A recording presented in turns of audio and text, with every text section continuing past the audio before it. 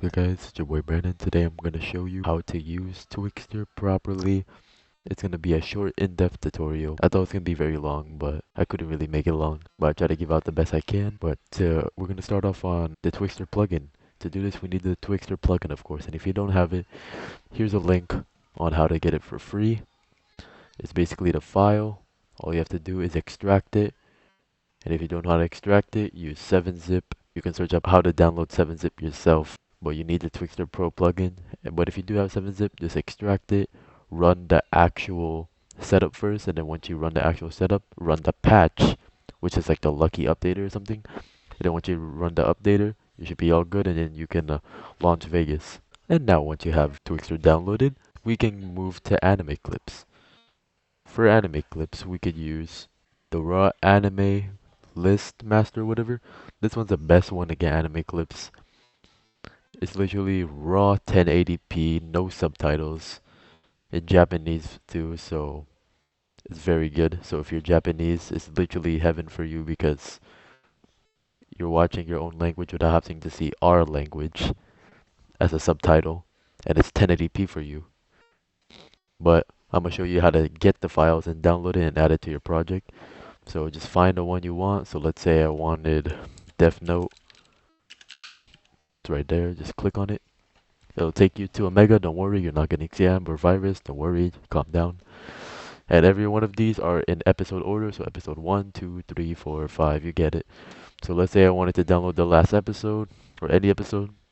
Hover your mouse, go to the 3 bars, download, or just hover it. Don't click on it. Press standard download. But I'm not going to do that since I already have my clips already, the Twixtor. And that's just one website I'm going to show you. There's one more that it's not as great as this, but it still works. It's still good.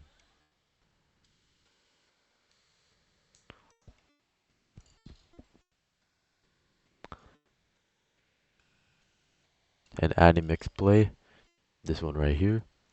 It's a good one too, but it's not really raw. There's some subtitles, unless you're downloading the dub version, then sure. So this is a good website to use if you can't find the anime you want in anime raws, so you can find it here instead, and then you can download here. So let's say Boruto wasn't there, because Boruto isn't there yet, they're working on it. So if I wanted to download Boruto episodes for edits, you can go to Boruto, find the episode you want, go to the top right, download, and then press 1080p. But keep in mind this one has subtitles since dub is not really catching up with sub. So sub is right now taking the lead, and I like sub, so thank God I love sub. Sub. I said sub, but sub.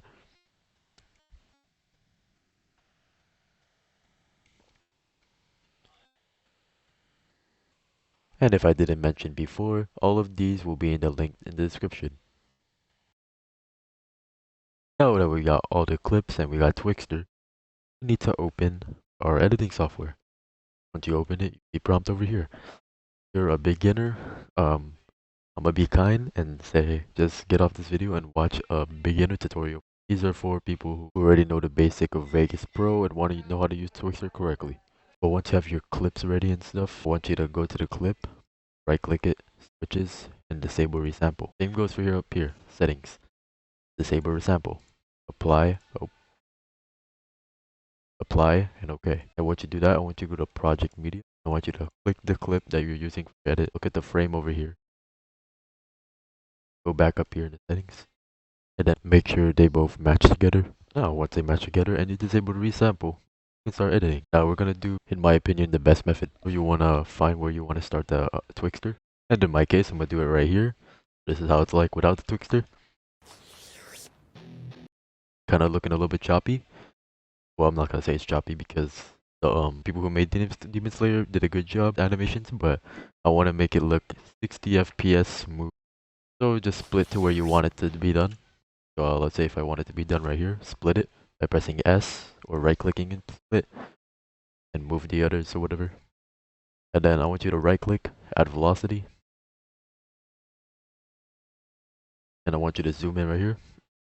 And I want you to go every frame and add a point. Add a point in every frame. You don't have to add it in every frame. You can add it in some frames. You don't have to do it for every frame. I think this is enough. I don't think you have to add more frames right now. So unless you want to do the whole clip, you can. But for me, I don't think I have to.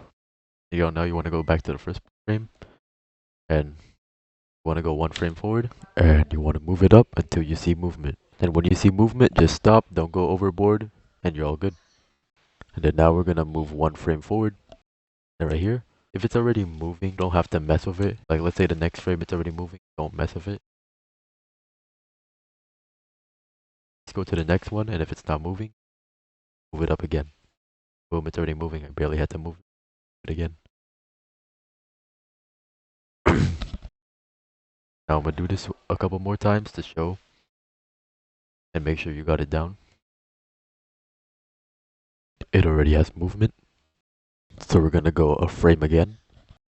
Then there's no movement, so we're gonna move it up and boom, don't go above that. And it's moved again. And then boom, we're okay for now. Now this is the result. It looks more smoother. I'm gonna end it right here. Looks smooth, but we didn't add twixtor yet. So look for twixtor. And I'm gonna show you my personal favorite settings. Right here, it's called main twixtor settings for me. Copy these. And then what you do, put the speed to anything you want. So if you want like a very slow one, you can do 10. Pre-render it. And that already looks smooth, but it's too slow that you can barely see a lot. So I'm gonna make you guys go to 30. That'll be enough. There we go. No warps. No visible warps at least. And if you do see warps like this one right here, like you see that, not really visible, but like it's still there. There's a couple ways to remove it. Either by using RSMB. Yeah, it's another plugin, but you can search up in another video how to get it for free. I'm not gonna be doing it here. So if you do have RSMB, you can copy my settings right here. Wanna pre-render it? Well, it still looks visible, but now it looks a little bit smooth. RSMB's purpose is to make things smoother anyways, but it does look even more smoother for RSMB. You guys think? So in conclusion, basically, do the things I showed you. Make sure it's moving frame by frame. Don't skip any frames or it'll lead to warpings. And if you see a tiny warp, you can kind of hide it or remove it completely by RSMB or color filters or, color curves or magic bullet looks. That'll help. If you're doing an edit with transitions, it'll definitely hide it. It will be barely visible. So for example, if you're doing one of crazy transitions here, there, everywhere, left, right, corner, it's not even going to be visible. But now, before I end this video, I'm going to show you some bonus tips and extra stuff to help you with your editing. Alright, while I'm doing this bonus, I'm editing the current video for the tutorial. I'm literally editing the tutorial while making this bonus.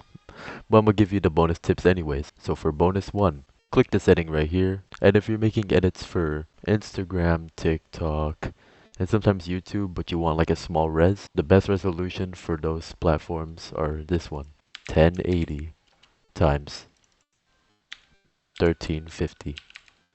Unless you love using 16:9 ratios, then you can stick with 1920 times 1080 or 1280 times 720. And yeah, that's it for tip 1 or bonus 1. Now for bonus 2. I want you to hold shift on your keyboard. Hold shift on your keyboard. This is only for Vegas Pro 14 and probably under users. Hold shift like I told you to. Go to options and then go to preferences. And once you're in preferences, you can let go and you can look for internal. Internal, which is right here. It's a hidden feature. And please do not mess up here. You could mess up your whole system if you mess something here. Unless you know what you're doing, then I don't recommend you to touch anything here. But the only thing I recommend you touching right now is going to search bar and searching up GPU, just put the word GPU. And then if you have a good GPU, then I recommend this as true. And why I recommend this is if you have a trash CPU and your GPU is barely doing any work while rendering, then this will definitely help. Because Sony Vegas Pro 14 and below doesn't have GPU acceleration, so this will definitely help. It's a hidden feature. I don't know why they hid it, because GPUs are definitely carrying sometimes. Well, actually, no. I'm not really a PC nerd right here, so don't really rely on me. But I know GPU is really good for rendering stuff. So if your GPU is better than your CPU, then have this on. But if your CPU is better than your GPU, then you can just leave it as false and you can just skip this bonus tip. But if you put it true, please press apply and then OK. But I don't really need to do that because I already did it and I don't want to mess up anything, so I'm going to press cancel. And the last step to this bonus too is if you're rendering, so let's say I wanted to render this, you press file and then render normally. I'm not really going to do a render tutorial, but let's say this is what I want to render. You can copy these settings if you want to. I don't really recommend to copy it if you don't know what you're doing.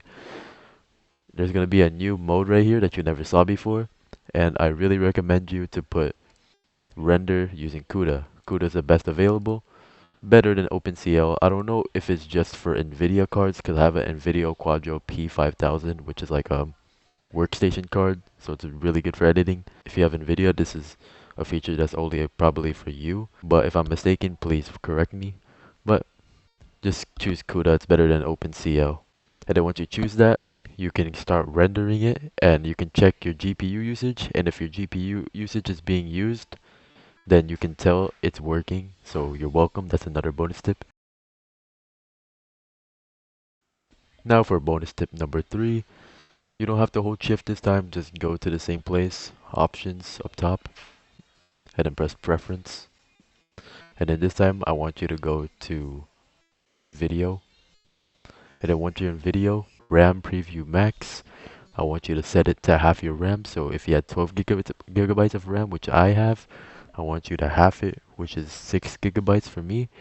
But I chose 4 gigabytes to keep it bare low, not too low, because I have some things running in the background still, and I want RAM available.